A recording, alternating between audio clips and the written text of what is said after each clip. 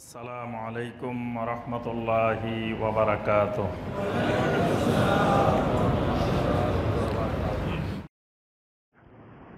৭৮ নম্বর জাল হাদিস সেটা হলো, আমরা ফজরের আজানের সময় যখন মুয়াজ্জিন বলে আস-সালাতু খায়রুম মিনান নাওম, তখন কি বলেন আপনারা? জি, সাদাকতা ওয়া বারারতা, সাদাকতা ওয়া বারারতা। এখানে নবী সাল্লাল্লাহু আলাইহি ওয়াসাল্লাম বলছেন ফাকুলু মিসলামা ইয়াকুলুল মুয়াজ্জিন, মুয়াজ্জিন যা বলে তোমরা সেটা বলো। শুধু আলাদা করছেন দুইটাকে, হাইয়া আলাস সালাহ এবং হাইয়া আলাল ফালাহকে। আস-সালাতু খায়রুম মিনান নাওমকে তো নবী সাল্লাল্লাহু আলাইহি ওয়াসাল্লাম আলাদা করেন নাই। তাহলে আস-সালাতু খায়রুম মিনান নাওম যখন মুয়াজ্জিন বলবেন, আমিও বলতে হবে আস-সালাতু খায়রুম মিনান নাওম।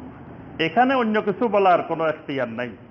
এখানে যেই বিভিন্ন বইতে লেখা আছে, যখন আস-সালাতু খায়রুম মিনান নাওম বলবে তখন আপনি বলবেন সাদাকতা ওয়া বারারতা। কথাটা ভালো যে সাদাকতা ওয়া বারারতা, মানে আপনি সত্য কথা বলছেন, সঠিক কথা বলছেন এবং আপনি অনেক নেকি লাভ করছেন, কথাটা সুন্দর। কিন্তু নবী সাল্লাল্লাহু আলাইহি ওয়াসাল্লাম বলছেন এখানে মুয়াজ্জিন যা বলবে তোমরাও তাই বলো। এই কথাটা, এখানে যে কথাটা সাদাকতা বারারতা, এটা মোল্লা আলী কারি রাহমাহুল্লাহ বলেন এই কথাটা ভিত্তিহীন এবং বানোয়াট।